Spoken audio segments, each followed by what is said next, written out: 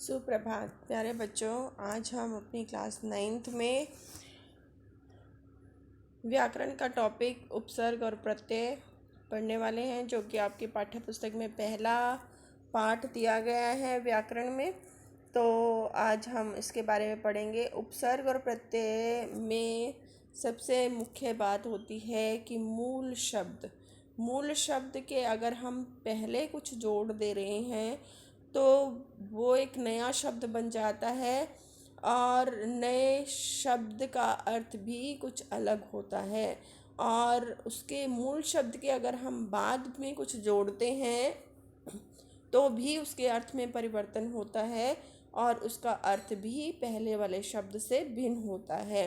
तो यहाँ पर हमने मूल शब्द ज़रूर याद रखना है। और यहाँ पर उपसर्ग और प्रत्यय देख रहे हैं कि उपसर्ग जो है पहले जोड़ा जाता है और प्रत्यय जो है वो बाद में जोड़ा जाता है। उत्तर पद जो है वो बाद में आता है। आप याद रखने के लिए क्या कर सकते हैं कि प मीन्स पीछे, तो यानी मूल शब्द के बाद। ठीक है, तो अगर और उपसर्ग ऑटोमेटिकली आगे आ जाएगा। और यहाँ पर हमने याद रखना है कि प्रत्यय है तो वो हमने हमेशा पीछे जोड़ना है, प से पीछे और प से प्रत्यय। तो ये चीज़ें हमने याद रखनी है। ठीक है, तो अब हम पहले उपसर्ग को पढ़ते हैं कि उपसर्ग होते क्या हैं। उपसर्ग वह शब्दांश हैं जो किसी शब्द के पूर्व जुड़कर उसमें विशिष्ट अर्थ भर देते हैं। जैसे हार शब्द के पूर्व आ जोड़ने से आहार शब्द बन जाता है, अतः आ एक उपसर्ग है।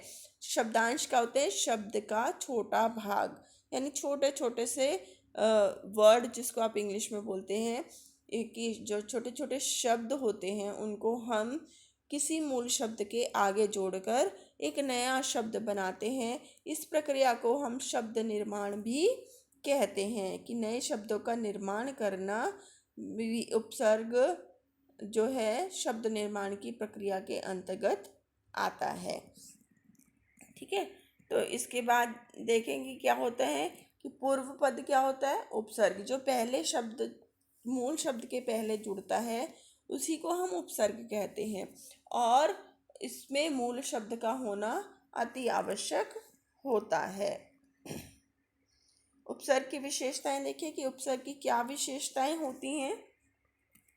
पहली विशेषता, शब्द के अर्थ में नई विशेषता लाना। जैसे प्र प्लस बल प्रबल, अनु प्लस शासन अनुशासन। कि यहाँ पर देखिए बल हमारे पास मूल शब्द है, उसमें हमने प्र जोड़ा है तो नया शब्द क्या बना, प्रबल।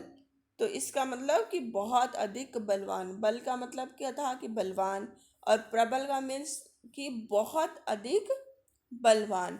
अभी शासन का मतलब है कि रूल करना या किसी को कंट्रोल करना, और अनुशासन का मतलब है कि जो भी दिया गया है, जो भी हमारी बुक्स में लिखा गया है तो हमने या किसी की आज्ञा का पालन करना। ठीक है, तो वो अनुशासन होता है। शब्द के अर्थ को उलट देना, जैसे अ प्लस सत्य असत्य। ठीक है, अब जब उपसर्ग क्या होते हैं कि शब्दों के अर्थ में ही बिल्कुल परिवर्तन कर देते हैं, बिल्कुल उल्टा कर देते हैं। सत्य में अ जोड़ दिया तो असत्य बन गया। सत्य मीन्स सच बोलना और असत्य मीन्स झूठ बोलना, यानी दोनों का अर्थ क्या है, बिल्कुल अलग हो गया है। यश मीन्स कि आपकी जो पॉपुलैरिटी है वो बहुत ज़्यादा है, आप बहुत ज़्यादा फेमस हैं। ठीक है, और अपयश मीन्स कि आपको कोई नहीं जानता, आपका जो पॉपुलैरिटी है वो ख़त्म हो जाती है। यहाँ पर इसका उल्टा मीनिंग हो जाता है।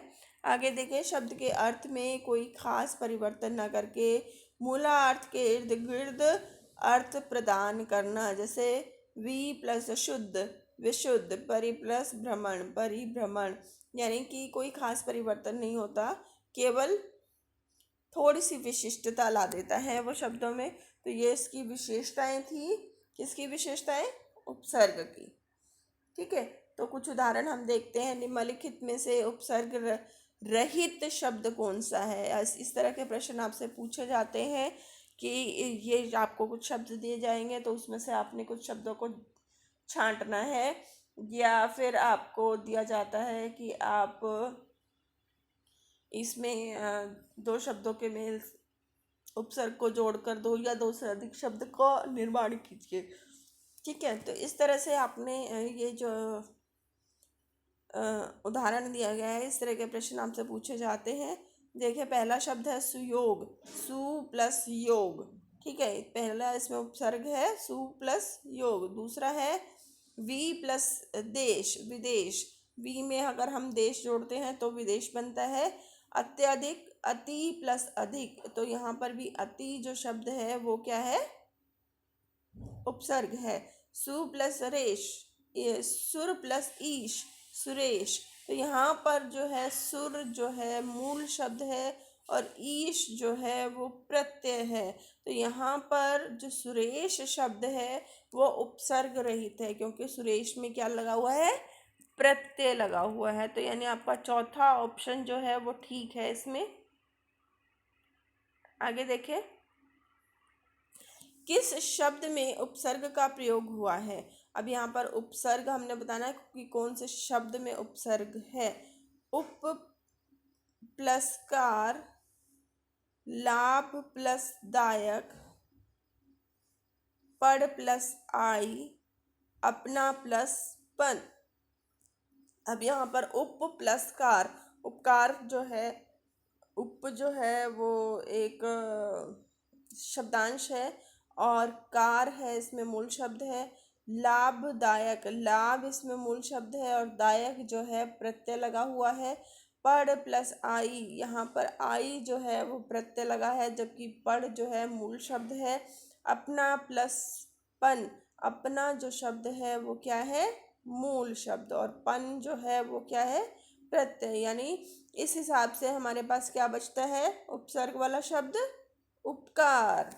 ठीक है, तो यहाँ पर उपकार जो शब्द है वो सही है, उसमें ही उपसर्ग है, बाकी सब में प्रत्यय लगा हुआ है।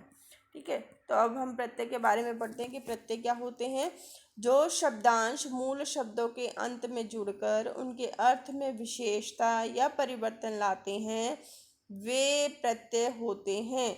जैसे सुंदर शब्द के अंत में ता जोड़ने पर सुंदरता शब्द बनता है, अतः सुंदरता एक प्रत्यय, ता एक प्रत्यय है। अगर सुंदर में हम ता जोड़ रहे हैं तो वो अंत में आता है, और अंत में जो लगता है वो क्या होता है, प्रत्यय, यानी पीछे जुड़ रहा है। प्रत्यय की विशेषताएं देख सकते हैं कि प्रत्यय स्वतंत्र रूप से प्रयुक्त नहीं होते, ये स्वयं अर्थवान नहीं होते, ये किसी शब्द के अंत में जुड़कर नए शब्द का निर्माण करते हैं, किसी शब्द के अंत में जुड़कर उसके अर्थ में परिवर्तन लाते हैं, और ये शब्द के अंत में जुड़कर ही अर्थवान होते हैं। यानी शब्दों के अर्थ, मूल शब्द का होना बहुत ही आवश्यक होता है, और इनको हम अलग से लिखने का इनका कोई भी फ़ायदा नहीं होता, ये किसी भी प्रकार का कोई भी अर्थ नहीं देते हैं। निम्नलिखित में से शब्द के प्रत्यय का किस शब्द में प्रत्यय का प्रयोग हुआ है। तो अब यहाँ पर प्रत्यय शब्द से युक्त हमने एक शब्द ढूंढना है। अब यहाँ देखें, विकल, वी प्लस कल, अलग, अ प्लस लक, पुलक, पू प्लस लक, धनिक, धन प्लस इक।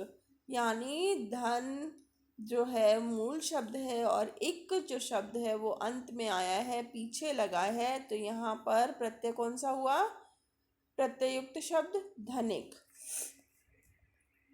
आगे देखें, निम्नलिखित में से किस शब्द में प्रत्यय लगा हुआ है। अब यहाँ पर भी हमने प्रत्यय युक्त शब्द छांटना है। सागर, सा प्लस गर, या स प्लस अगर भी लिख सकते हैं। नगर, ना प्लस गर, अगर मगर में भी अ प्लस गर हो गया और मा प्लस गर हो गया। अब यहाँ पर है जादूगर, जादू शब्द जो है वो क्या है, मूल शब्द, और गर जो शब्द है वो आपका प्रत्यय है, वो पीछे लगा हुआ है गर। तो यहाँ पर प्रत्यय युक्त शब्द कौन सा हुआ? जादूगर। तो इसी के साथ आपका ये टॉपिक ख़त्म होता है। Thank you so much. धन्यवाद। आपका दिन शुभ हो।